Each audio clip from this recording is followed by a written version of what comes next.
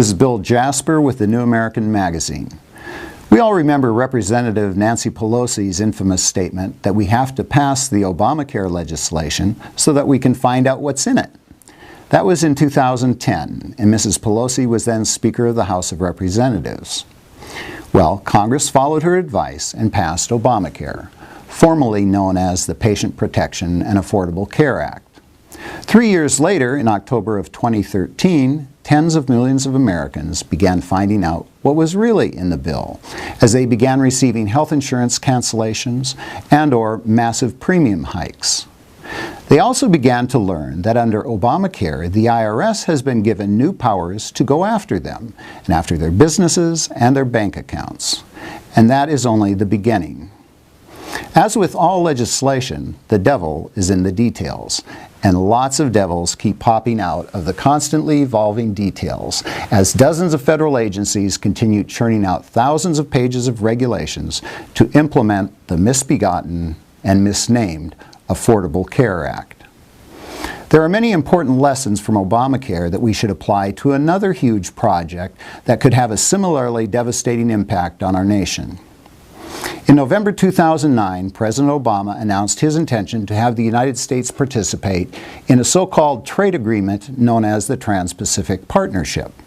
I say so-called trade agreement because 80% of the proposed agreement deals with a great many issues besides trade. The Trans-Pacific Partnership, or TPP as it is called, is an all-out assault on our national sovereignty. It would unconstitutionally transfer legislative powers from the U.S. Congress, our state legislatures, our city and county governments, to multinational corporations and unaccountable international bureaucrats at the World Trade Organization, otherwise known as the WTO. Incredibly, it would also transfer judicial powers from our federal and state courts, which are already bad enough, to globalist TPP judges at regional tribunals and the WTO. It would also confer huge advantages on foreign businesses and large multinationals, while at the same time putting companies that operate here in America, especially small and medium-sized enterprises, at a competitive disadvantage. American businesses would remain shackled by the regulations of EPA, FDA, OSHA, etc., while their foreign competitors could operate here unimpeded by those same strictures.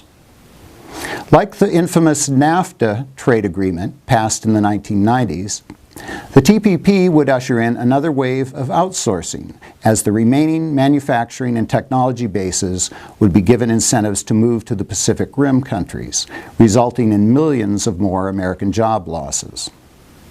With TPP negotiations on track to be completed by the end of 2013, President Obama will likely ask Congress to approve this trade agreement in early 2014. Contact your senators and representatives and urge them to oppose the Trans-Pacific Partnership, and visit thenewamerican.com to see the many informative articles we've published detailing the dangers of the TPP.